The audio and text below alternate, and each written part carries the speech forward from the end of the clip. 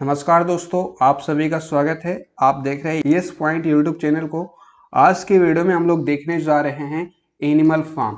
तो Animal Farm one of the most famous novel होता है और ये सभी जगह पढ़ना होता है, सभी क्लासेस में ये दिया हुआ होता है। तो आप लोग पूरी वीडियोस को ध्यान से देखिएगा, अच्छे से आज हम लोग इसको कवर करेंगे। वीडियो थोड़ी लंबी होगी क्योंकि मैं एक्सप्लेन करके पढ़ाऊंगा, आपको फुल एक्सप्लेनेशन मिलेगा।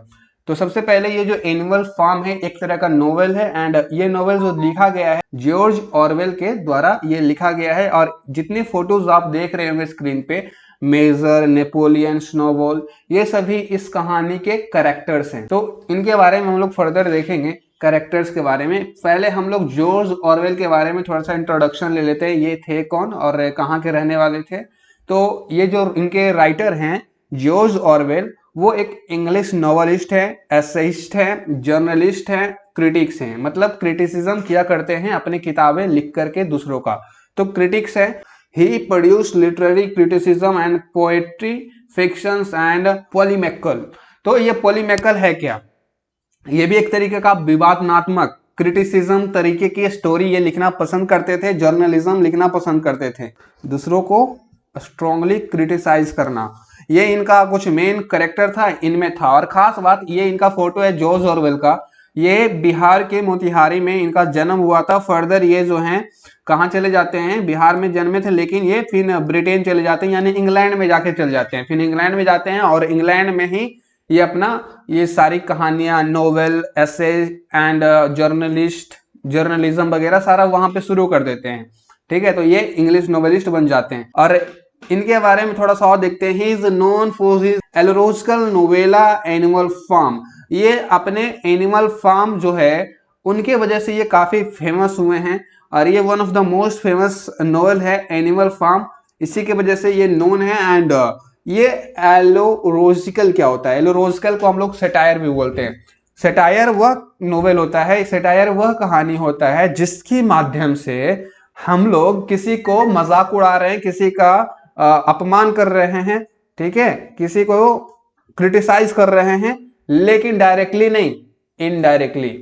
तो सेटायर मतलब यही होता है। फॉर एग्जाम्पल, अगर आप अपने दोस्त का मजाक उड़ाना चाहते तो आप उसके मुंह पे जाके नहीं उड़ा सकते हैं, आप उसके इनडायरेक्टली मजाक उड़ाइएगा, कोई किताब लिख दीजिएगा उस पर और उसका नाम डायरेक्टली नहीं दीजिएगा, कोई दूसरा चीज नाम भर दीजिएगा। तो ये क्या हो गया? आप मजाक उड़ा रहे हैं उसी लड़के का, लेकिन किताब में अपने नाम छपा किसी और का, लेकिन जो लड़का पढ़ेगा कि हाँ ये मेरे बारे में लिखा है। तो उसी तरीके से इन्होंने भी ये जो एनिमल फार्म है ना, एक पॉलिटिकल सटायर है, एलरोजी है। इन्होंने भी किसी को टारगेट किया है, ठीक है, किसी को मजाक उड़ाया है जॉर्ज ऑरवेल ने, लेकिन उनका नाम इस पूरी कहानी में मेंशन नहीं किया है, इनडायरेक्टली मजाक उड़ाया गया है। तो ये पूरी कहानी है, ठीक है। उसके बाद देखते हैं, ये एक तरह का नोवेला है, मतलब नोवेल है, और ये 1945 में आया था नोवेल, डायस्टोपियन नोवेल 1984। एंड इन्होंने और भी नोवेल्स लिखी हैं 1984 में, फिर आया, बहुत सारे नोवेल्स लिखी है, लेकिन आपको मेनली फोकस किस पे करना है, आज के फोकस करना है। कुछ एग्जांपल्स आप याद रखना चाहें तो रख लेंगे। The road to the wagon fire, ये सभी इनके नोवेल है, 1937 में आया था। इंग्लैंड में जो द टाइम्स था, उन्होंने जॉर्ज ऑरवेल को वहां पे सेकेंड रैंक दी थी। 50 महान महान ब्रिटिश राइटर्स में सबसे सेकेंड रैंक पे इनको जगह दी गई थी। तो सोच सकते कितने बड़े राइटर होंगे। और ये जो एनिमल फार्म आप आज पढ़ने वाले हैं, उनका ओरिजिनल टाइटल एनिमल फार्म तो नहीं है, वो इनकम्प्लीट टाइटल है। आज जो हम लोग पढ़ने वाले हैं एनिमल फार्म, उसका कंप्लीट टाइटल है एनिमल फार्म ए फेरी स्टोरी, ये पूरा टाइटल है। लेकिन हम लोग एनिमल फार्म के नाम से ये फेमस है तो हम लोग एनिमल फार्म बोलते हैं, लेकिन इनका कंप्लीट नाम एनिमल फार्म ए फेरी स्टोरी है, ठीक है। अब एनिमल फार्म के बारे में थोड़ा सा इंट्रोडक्शन लेते हैं। ये इतना इंट्रोडक्शन जो था इनके बारे में था। Animal farm is the satirical, allegorical, दोनों मतलब एक ही होता है, ठीक है, दोनों का मतलब एक ही होता है, मतलब किसी का मजाक उड़ाना इनडायरेक्टली। नोवेला तो एक तरह का सटायरिकल नोवेला है जो कि जॉर्ज ऑरवेल ने किसी का मजाक उड़ाया है। एंड ये जो पब्लिश हुआ था 17 अगस्त 1945 में, ये मार्केट में आया था, पब्लिश हो गया था इंग्लैंड में। And this book tells the story of a group of farms animals who rebels against the human farmers hoping to create a society where the animals can be equal and free and happy. तो इस कहानी को आप जब पढ़ेंगे ना, तो इस कहानी का बस एक ही गोल होता है। इस कहानी में एक फार्म होता है, फार्म मतलब तो समझते होंगे आप लोग, फार्म जहां पे जानवर वगैरह रहते हैं। एनिमल फार्म ह्यूमन के गलत बिहेवियर से उन्होंने ह्यूमन के खिलाफ रेवेल कर दिया, ह्यूमन को अपने फार्म से भगा दिया और अपने सारे एनिमल्स मिलकर के उस फार्म को चलाने लगे एंड एक ऐसा सोसाइटी अपने लिए बनाना चाहा जहां पे सभी लोग इक्वली रहें, सभी एनिमल एक जैसे रहें और फ्री रहें, फ्रीडम रहे उन लोगों के पास एंड खुश रहें। तो ये सभी एनिमल्स ने मिली भगत करी और ऐसा कुछ बनाया। तो ये तो थोड़ा सा इंट्रोडक्शन हुआ। देखिए ये जितने भी कैरेक्टर्स हैं, मेन कैरेक्टर्स हैं, मेजर, स्नोबॉल, नेपोलियन, ये खचड़ा, ये आगे चल के विलेन बनेगा इस कहानी का, देख रहे हो काला काला। उसके बाद ये बेंजामिन, स्क्वेलर, मिस्टर जोन्स, इसी के खिलाफ सारा एनिमल्स धावा बोल देता है, इसको भगा देता है, यही मालिक होता है सभी एनिमल्स का, और इसी को मार के भगा देता है, मतलब दौड़ा दौड़ा के भगाता है और अपने पूरा एनिमल फार्म को सब एनिमल चलाता है।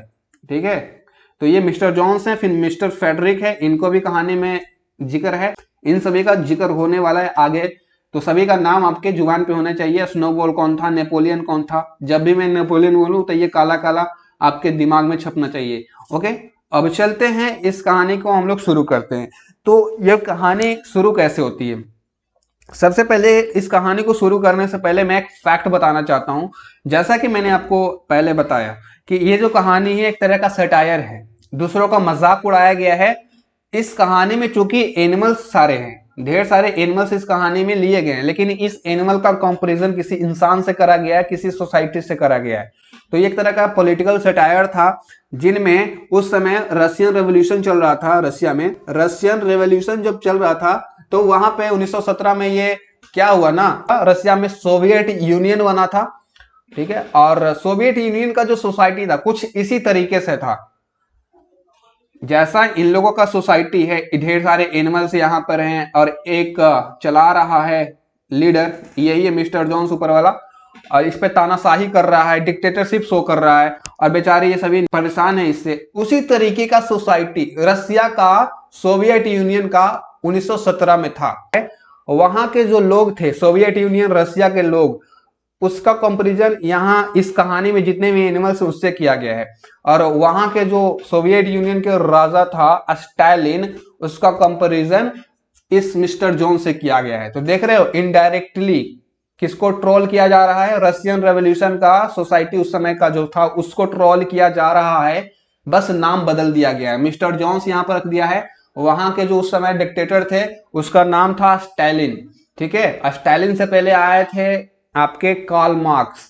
तो ये हिस्ट्री का लेक्चर हो जाएगा, हिस्ट्री में पढ़ाया जाता है, वर्ल्ड हिस्ट्री पढ़ेंगे ना तो कार्ल मार्क्स कौन था, स्टालिन कौन था, आपको पता चल जाएगा।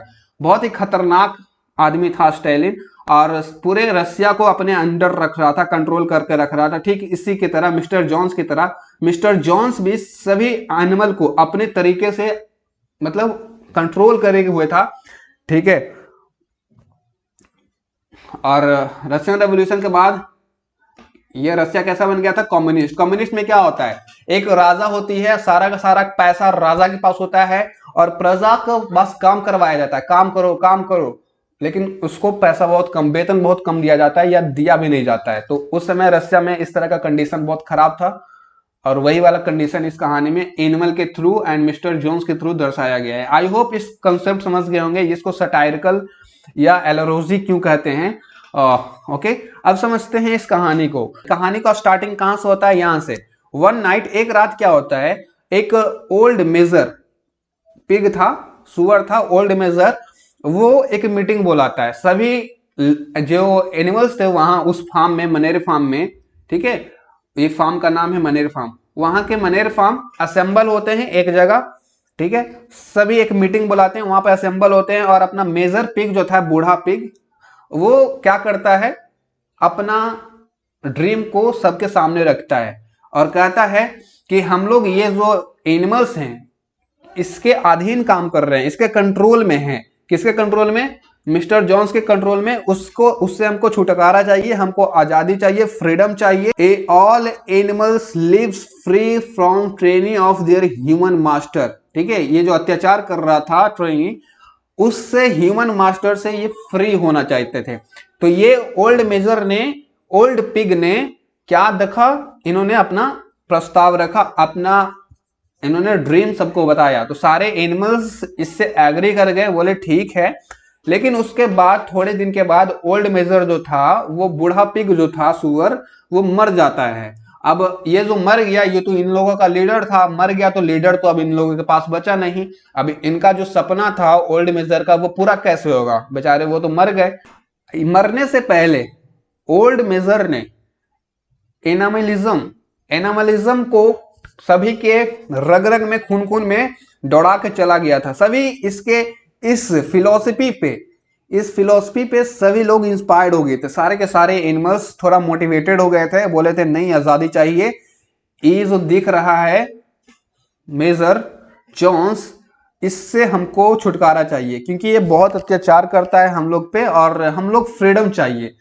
फिर क्या होता है, एक रात ये जो मिस्टर जॉन्स है ना, मिस्टर जॉन्स जो मालिक था सभी जानवर का, वो क्या कर देता है, बहुत ही गलत काम कर देता है। आग में घी डालने वाला ये काम करेगा, देखो क्या करता है। एक रात नशे में था और ये सभी एनिमल्स को, ठीक है, फार्म में खाना देना भूल जाता है। जलती आग में घी डालने वाला काम कर दिया, क्योंकि मोटिवेटेड था पहले से, इन्होंने खाना भी नहीं दिया एक दिन। अब पूरा रात एनिमल्स जो थे भूखे रहे। सारे एनिमल्स ने प्रोटेस्ट कर दिया, रिवेल कर दिया, और इसको दौड़ा दौड़ा के, चेज मतलब होता है पीछा कर करके भगा दिया अपने फार्म से, मनेर फार्म से। अब वो जो मनेर फार्म था, वहां पे सिर्फ एनिमल रह गए थे, क्योंकि अपने मालिक को सभी एनिमल्स ने दौड़ा दौड़ा के भगाया था। अब वो वहां पे सभी एनिमल्स बच गए थे। और इस एनिमलिज्म में आपको टोटल 7 रूल्स बनाए गए, क्योंकि फिर जितने भी बचे हुए एनिमल्स थे उन्होंने फिर मीटिंग करी, और उस मीटिंग में इनका जो एनिमलिज्म का बात बताई गया था उसी को आगे बढ़ाया। सभी एनिमल्स ने फिर से इस मुद्दे को उठाया, कहा कि हमारे जो लीडर थे ओल्ड मेजर, वो तो मर गए, लेकिन हम लोग इसको आगे बढ़ाते हैं। और 7 रूल्स बनाया एनिमलिज्म का, और वो कौन कौन से हैं 7 रूल्स, वो देखना जरूरी है। ठीक है, वो 7 रूल्स को हम देखते हैं। पहला रूल्स ये है, what ever goes upon 2 legs is an enemy. जो 2 पैरों पे चलता है वो हमारा दुश्मन है। फॉर एग्जाम्पल ह्यूमन, हम लोग 2 पैरों पे चलते हैं, तो ऐसा पहला रूल था सारे एनिमल्स के लिए। Whatever goes upon 4 legs, जिसके 4 पैर होंगे, और has wings is our friend. जो 4 पैर पे चलते हैं वो हमारे दोस्त होंगे। जैसे कि सभी एनिमल्स देखते होंगे, अमूमन 4 ही पैर होता है सभी का। No animal shall wear cloth, कोई भी एनिमल कपड़ा नहीं पहनेगा। तीसरा रूल। चौथा rule, no animal shall sleep in bed, कोई भी एनिमल इंसानों को जैसा बेड, बिस्तर पे नहीं सोएगा। जमीन पे सोएगा, घास पे सोएगा, लेकिन बिस्तर पे नहीं सोना है, ये रूल था। 5th रूल, नो एनिमल शैल ड्रिंक अल्कोहल, कोई भी एनिमल अल्कोहल नहीं पिएगा। मतलब देख रहे हो यहाँ पर ह्यूमन की जितनी भी एक्टिविटीज है वो एनिमल नहीं करेगा। अगर एनिमल करता है तो उस फार्म से उसको निकाल दिया जाएगा। नो एनिमल्स शैल किल एनी अदर एनिमल्स, कोई भी एक एनिमल्स दूसरे एनिमल को हार्म नहीं करेगा, चोट नहीं पहुंचाएगा और मारेगा नहीं। लास्ट वाला है ऑल एनिमल्स आर इक्वल्स। तो ये टोटल जो है 7 कमेंडमेंट्स बनाई गई, 7 रूल्स बनाएंगे, रूल्स रेगुलेशन, जो कि मनेर फार्म में जितने भी एनिमल्स थे उनको ये फॉलो करना था। तो ये जो रूल्स था बनाया गया, और वहां से क्या था, सक्सेसफुली उसने उस मिस्टर जॉन्स को, अपने जो फार्मर था, उसको भगाया। और the animal complete the harvest and meet every Sunday, हर संडे वो अपना मीटिंग करने लगे सभी animals, and debate on the farm policy, and उस फार्म पॉलिसी पे डिबेट करने लगे कि हमारा फार्म कैसा होना चाहिए। मतलब अपने फार्म पे पॉलिसीज वगैरह बनाने लगे। जब इन्होंने मिस्टर जॉन्स को अपने फार्म से भगा दिया, तो उस मनेर फार्म का नाम इन्होंने क्या रख दिया, एनिमल फार्म, क्योंकि वहां पर अब इंसान तो है नहीं, और मनेर फार्म रहने से क्या मतलब, अब यहाँ पर सिर्फ एनिमल रह रहे हैं ना, तो उस फार्म का क्या नाम होगा? Animal Farm. देखिए अब वो बेचारे इनके जो लीडर थे वो तो मर गए, उनके बाद इनका जो होगा लीडर, अगला लीडर कौन होगा? तो अगला लीडर जो था, दो लोग बनने की रेस में था, ठीक है, एक नेपोलियन था, एक स्नोबॉल था। सभी एनिमल्स में इंटेलिजेंस थे, तो इनको लीडर बनाने की सोची गई, जिनमें सभी ने स्नोबॉल को चुना, जिसके कारण नेपोलियन नाराज हो गया, बोला हमको काहे नहीं। Napoleon however proves to be power hungry. Napoleons को पावर चाहिए था, ये हंगर, इसके अंदर पावर बहुत था, लेकिन बेचारे को पावर नहीं मिलता है। तो ये देखिए जब ये लीडर नहीं बना तो क्या किया, वहां का जो काऊ का मिल्क था, गाय का दूध, सभी का सभी ये रख लेता है, वहां के जितने भी एप्पल्स है, नंबर ऑफ एप्पल्स सभी अपने पास फीड हिम से रख लेता है और खा जाता है, और अपने आसपास के जो दोस्त था अदर पिग्स उसको दे देता है। तो ये करता है, बहुत खराब करता है।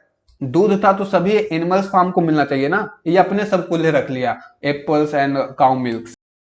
वहाँ पे जो एनिमल फार्म में स्क्वेलर था, he also enlist the services of Squealer, मतलब अपने टीम में शामिल कर लेता है, एक तरीके से चमचा बना लेता है, और कहा जो पिग्स करेगा वो हमेशा सही होगा and always moral and correct in their decision, ठीक है।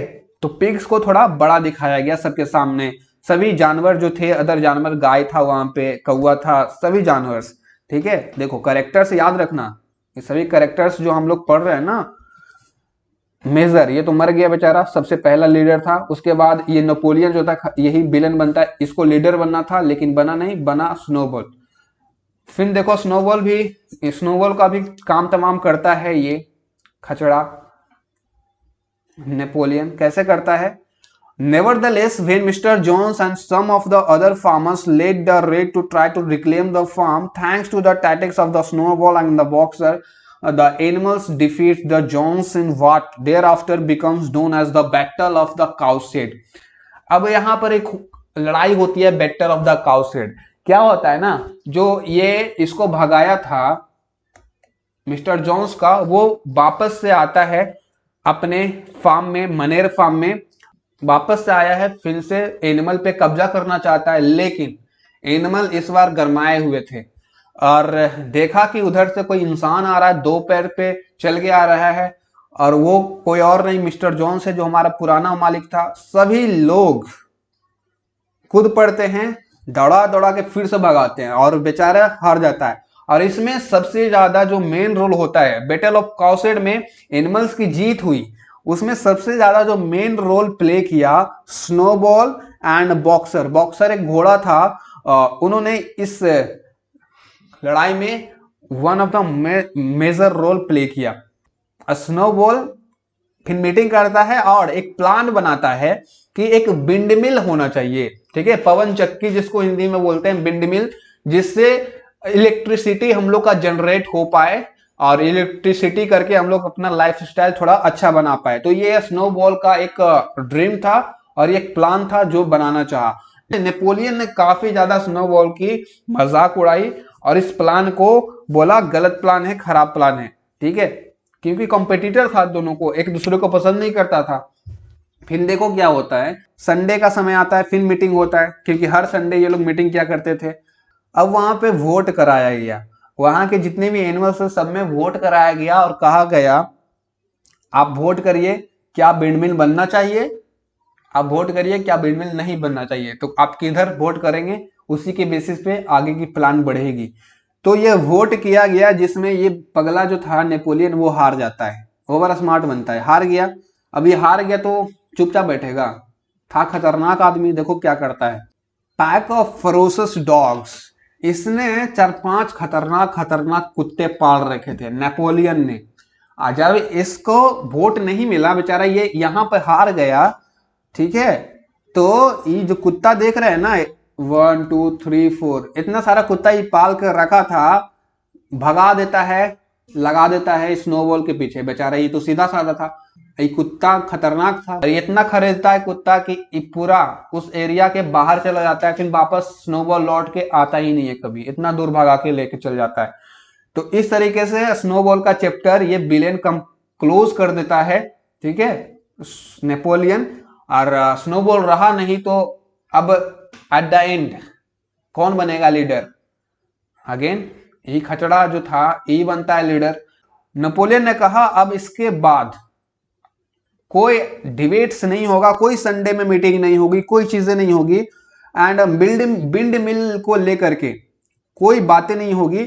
नेपोलियन ने एक और चीजें कहा, सभी एनिमल्स को माइंड वॉश ऐसे किया कि ये जो बिंड मिल बनाने का प्लान था ना, ये स्नोबॉल का नहीं था, ये मेरा था, उसने मेरा प्लान चोरी किया था, इसीलिए मैंने उसके पीछे कुत्ता लगा दिया, इसीलिए उसको भगाया। वो बहुत एक नंबर का चोर था स्नोबॉल, मेरा प्लान चुरा लिया था, ऐसा कहा नेपोलियन ने सारे एनिमल्स को। सारे एनिमल्स मान गए। फिर उसके बाद कहा इस बिंड मिल को बनाएंगे, हम बनाएंगे, क्योंकि प्लान भी मेरा था और बनाएंगे भी हम ही, ऐसा कहा कौन? नेपोलियन ने। And also tells them that the bind mill will be built after all and lies that it was own idea. मतलब इन्होंने लाई करा, झूठ बोला और कहा कि ये हमारा आइडिया है, लेकिन ओरिजिनली आइडिया था स्नोबॉल का। अब देखो for the rest of the novel, अब आगे नोवेल में क्या होता है, Napoleon uses Snowball as a scapegoat on whom he blames all of the animals hardship। Scapegoat मतलब होता है बकरी, बलि का बकरा बनाना। तो नेपोलियन ने पूरी कहानी में बलि का बकरा किसको बनाया? स्नोबॉल को बनाया। ठीक है, तो इसी तरीके से कहानी आगे बढ़ती है। बेचारा ये तो चल गया अब छोड़ छाड़ के। अब देखिए आगे क्या होता है। Much more of the next year, अगले साल समय आता है, is spent building the wind mill. Wind mill का काम जो था वो चलता रहा, और इस काम में सबसे ज्यादा जो हेल्प कर रहा था, विंड मिल बनाने में जो हेल्प कर रहा था वो था बॉक्सर, वो घोड़ा। ठीक है, वो घोड़ा इस विंड मिल को बड़े मन से बना रहा था। ठीक है, इसका एक तरीके से बोल सकते हैं सपना ही बन गया था बॉक्सर का। Jones meanwhile forsakes the farms and moves to the another part of the county। Jones वगैरह इससे भी अलग हो गया और वो दूसरे फॉर्म में चला गया। जितनी भी 7 रूल्स बनाई गई थी इसका धज्जिया उड़ा दिया नेपोलियन ने। एक भी रूल को नहीं इन्होंने फॉलो किया। नेपोलियन ने कहा गया था कि आप 2 पैर वाले लोग जो होंगे वो हमारे एनिमीज होंगे, लेकिन इन्होंने क्या किया, देखो इन्होंने 2 पैर वाले लोग इंसान के साथ ट्रेडिंग बिजनेस चालू कर दिया, contrary of the principle of animals. ठीक है, विरोध मतलब पूरी तरीके से धज्जिया उड़ाया गया एनिमलिज्म के प्रिंसिपल का। ये जो सॉलिसिटर था, ठीक है, ये सॉलिसिटर कौन था? एक इंसान था, और इनके रूल में क्या था, 2 पैर वाले इंसान इनके दुश्मन हो गए। पहला रूल ब्रोक कर दिया, खत्म। पहला रूल का ये धज्जिया उड़ा दिया ना, और साथ ही साथ ट्रेडिंग शुरू कर दिया इंसानों के साथ। तो ये इंसानों के साथ इसका दोस्ती हो गई, और दिन पे दिन देखेंगे ना, वो जितनी भी रूल्स दी गई थी सभी को इन्होंने ब्रोक किया और सभी को अनफॉलो कर दिया। देखिए कपड़ा वगैरह नहीं पहनना था, बेड पे नहीं सोना था, दारू वगैरह नहीं पीना था, लेकिन ये देखो दारू चल रहा है, पार्टी चल रहा है, दारू पीने लग गया।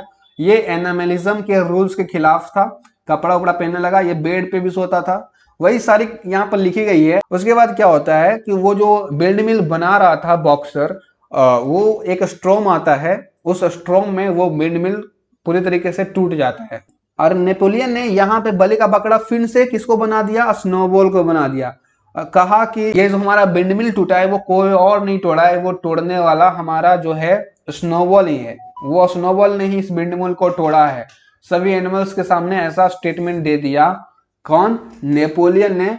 ठीक है, ऐसा प्रिडिक्ट कर दिया सबके सामने, और ये अपने आप को डिक्टेटर बना देता है। डिक्टेटर मतलब होता है तानाशाह। अब इसी की चलेगी, सभी एनिमल्स को कॉन्फेस करने पे मजबूर कर देता था। From innocent animals and having dog kill them in front of entire farm. और जो लोग भी इस नेपोलियन के गलत व्यवहार, गलत जो कर रहा था, इसके खिलाफ आवाज उठाता था, उसको कुत्ता से नोचवा के मरवा देता था। देख रहे हो इसका जो कुत्ता रख ले था। Napoleon and the pigs break all the commandments. जितने भी नेपोलियंस थे और नेपोलियंस के 2 पिग, जितने भी पिग्स थे, सभी के सभी जो कमांडमेंट्स था वो क्या किया? सभी के सभी रूल्स को तोड़ दिया, 7 रूल्स फॉलो नहीं किया। ये लिख दीजिएगा, ये सारे 7 के 7 ब्रोक कर दिया। ठीक है, एंड आगे बढ़ता है कहानी। The animal finish the wind mill. फिर तीसरी बार फिर से विंड मिल बनाना स्टार्ट हुआ। फिर एट द लास्ट 3rd बार में विंड मिल बन के तैयार हो गया। फिर उसके बाद क्या होता है? फेडरिक्स इसके जो एनिमल फार्म था, ठीक है, इस पे आक्रमण कर देता है, ठीक है। लेकिन इस बार सभी एनिमल्स आपस में मिल करके इस फेडरिक को भी हरा देते हैं और इसके जो आदमी होते हैं सभी को हरा देते हैं। और इसी खुशी में सब लोग दारू वगैरह पार्टी चलने लगता है, और दारू पीना इनके रूल्स के खिलाफ था, लेकिन यहाँ पे भी रूल्स ब्रोक हो जाता है, ठीक है। फार्म को रिपब्लिक घोषित कर दिया गया एंड प्रेसिडेंट को वहां पर चुना जाना था, इलेक्टेड होना था, लेकिन वहां पे एक ही कैंडिडेट था जो रहेगा। नेपोलियन के अलावा कोई उसका कॉम्पिटिटर था ही नहीं, बनेगा तो नेपोलियन ही बनेगा। तो ऐसा इलेक्शन करने से फायदा क्या है, डायरेक्ट बना दो यार, ठीक है। देन आगे क्या होता है, बॉक्सर। बॉक्सर जो था घोड़ा, falls while rebuilding the windmill. Boxer फिर से उस विंड मिल को बनाने लग जाता है, बहुत मेहनत करता है। ये विंड मिल बनाने में सबसे ज्यादा मेहनत बेचारा इसी घोड़े को ही लगता है। The pigs claims they will look after him but sell him to a horse slaughters. Boxer के साथ ये जो नेपोलियन था ना, बहुत गलत करता है। क्या करता है बेचारा, ये विंड मिल बनाने के लिए कितना मेहनत कर रहा था, सबसे ज्यादा मेहनत यही कर रहा था। फिर वो जो नेपोलियन था, काला काला सुअर, वो इसको बेच देता है कसाई खाना में, स्लॉटर में, ठीक है। कहां पे, स्लॉटर में। स्लॉटर मतलब कसाई खाना, जहां पे पशु को मारा जाता है, काटा जाता है। स्क्वेलर जो था वो नेपोलियंस का साथ दे देता है और कहने लग जाता है कि ये जो बॉक्सर जा रहा है ना गाड़ी पे बैठ के, वो ट्रीटमेंट के लिए जा रहा है, क्योंकि इतना ज्यादा विंड मिल बनाने में काम किया है, मेहनत किया है, थक गया है, तो ये बीमार हो गया है और गाड़ी आया है इसके इलाज के लिए, उसमें बैठ के जाएगा, ये इलाज करेगा, इसको ट्रीटमेंट मिलेगी। लेकिन सच्चाई कुछ और थी, वो गाड़ी उसको लेके जा रहा था कसाई खाना में, वहां पे जाके कटा जाएगा ये, ठीक है। The pigs use the money from the sales of Boxer to buy whisky. अब इसको तो बेच ही दिया बॉक्सर को, बॉक्सर के जो बेचा उससे पैसा मिला नेपोलियन को, और उससे विस्की मंगाया नेपोलियन और पार्टी किया पूरा। देन उसके बाद सालों बीत जाते हैं एंड वहां पे जो एनिमल फार्म था वो अपना बाउंड्रीज बढ़ाने लगता है, बहुत सारे लोगों के साथ ट्रेडिंग वगैरह करने लगता है, और नेपोलियन उसके बाद 2 और फील्ड्स परचेज कर लेता है, खरीद लेता है, ठीक है, 2 और जमीन। और इनके एनिमल फार्म के बगल में एक और फार्म बन जाता है, और उस फार्म के जो मालिक होते हैं प्लिंगटन होते हैं, ठीक है, नेबरिंग फार्म। उसके बाद क्या होता है, लाइफ बद से बदतर बना दी गई थी सभी एनिमल्स का नेपोलियन के द्वारा। Life for all animals, pigs को छोड़ करके, क्योंकि पिग्स जो था ना नेपोलियन का सब दोस्त था, तो पिग्स को हटा दो, पिग्स को छोड़ करके सभी एनिमल्स का लाइफ हरास हो गया था, पूरे एकदम बद से बदतर बना दी गई थी। पिग्स को छोड़ करके सभी एनिमल्स को ज्यादा काम करवाए जाते थे और खाना भी बहुत कम दिया जाता था, बहुत अत्याचार किया जाता था। Eventually the pigs begin walking on the their hind legs and take on many other qualities of their former human oppositor. उसके बाद जितनी भी यहाँ के पिग्स होते हैं वो क्या करने लग जाते हैं, वो ह्यूमंस का कॉपी करने लग जाते हैं, कपड़ा पहनने लगते हैं, 2 पैर पे चलने लगते हैं, हिंड लेग्स पे। हिंड लेग्स मतलब क्या होता है, पीछे वाला, तो 2 पैर पे चलने लग जाते हैं। मिस्टर जोन्स की तरह धीरे धीरे धीरे धीरे बन गया ये नेपोलियन। एक समय में सबका दोस्त था नेपोलियन सारे जानवर का, लेकिन समय के साथ ये बदल गया। The farmers proclaimed republic and president elected. The 7 commandments are reduced to a single law. सारे कमांडमेंट्स खत्म कर दिए गए और एक सिंगल कानून बनाया गया, और उस कानून जो बनाया गया था वो नेपोलियन के द्वारा बनाया गया था, और उस कानून का नाम था all animals are equal but some animals are more equal. समझ रहे हो, सारे के सारे एनिमल्स इक्वल हैं, कुत्ता बिल्ली, लेकिन सुअर जो है ज्यादा इक्वल है। Some animals are more equal than others, ठीक है। तो ये अपने आप को बड़ा बता रहे थे सबसे। यहाँ पर ये कहानी खत्म हो जाता है। कहानी के लास्ट में क्या सीन दिखाई जाती है, कहानी के लास्ट में सीन ये रहता है कि जो सुअर था नेपोलियंस एंड सुअर के जो साथी सुअर थे अदर, वो सारे पिग्स प्लिंगटन के साथ दारू पी रहे होते हैं, ड्रिंकिंग कर रहे होते हैं। कहाँ पे, जॉन्स के घर में। एंड नेपोलियन जो था अपना हुलिया पूरी तरीके से बदल देता है और उस फार्म का नाम बदल देता है। एनिमल फार्म से वापस क्या कर देता है, मनेर फार्म।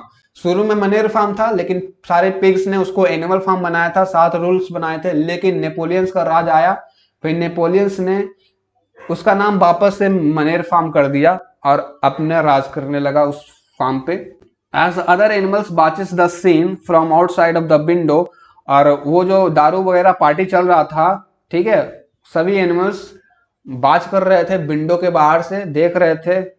सब लोग कोसने लगते हैं कि मिस्टर जोन्स और इसमें कुछ अंतर नहीं है भाई, दोनों सेम ही है, दोनों हम लोग का जो है हामी पहुंचा रहा है, ठीक है। रिग्रेट करने लग जाते हैं कि हम लोग इसके बात में आ गए। यहाँ पे ये कहानी खत्म हो जाता है। अगर आप इस चैनल पे नए हैं दोस्तों तो ईएस पॉइंट को सब्सक्राइब जरूर करेगा, ठीक है। इस कहानी से सीख क्या मिलती है, अब इस कहानी का मोरल क्या है, क्या सीखते हैं इस कहानी से। चूँकि ये एक तरह का सैटायरिकल पोयम था, तो इस कहानी के माध्यम से ऑरवेल ने बताना चाहा है कि उस समय रसिया यानी सोवियत यूनियन में कम्युनिज्म था। कम्युनिज्म में क्या होता है, प्रजा होती है और एक राजा होता है, ठीक है, मतलब किसी एक के पावर में हाथ होती है, पूरे सोसाइटी को वो रूल कर रहा होता है अपने तरीके से। अब किसी एक के हाथ में पावर आप दे देंगे तो वो अपने पावर का मिसयूज़ करने लगता है, कंसोलिडेट करने लग जाता है। इसी के कारण क्या होता है, फिर सारी चीज़ें गड़बड़ हो जाती है, पूरा सोसाइटी ख़राब हो जाता है। सिमिलरली एनिमल फार्म में भी वही हुआ। नेपोलियन के साथ पावर आ चुकी थी। नेपोलियन ने अपने पूरे जो छोटा सा फार्म था जहाँ पे एनिमल्स रह रहे थे उन पे काफ़ी ज़्यादा अत्याचार करा, मिसयूज़ करा अपने पावर का। तो कम्युनिज्म के खिलाफ ऑरवेल ने मुद्दा उठाया था कि कम्युनिस्ट खराब चीज़ है, ओके, इस तरह की तानाशाही नहीं चलेगी, ओके। तो ये है कहानी का सीख, ठीक है, मतलब कंक्लूजन। मिलेंगे अगले वीडियो में कुछ इंपॉर्टेंट टॉपिक के साथ। Thank you for watching my video.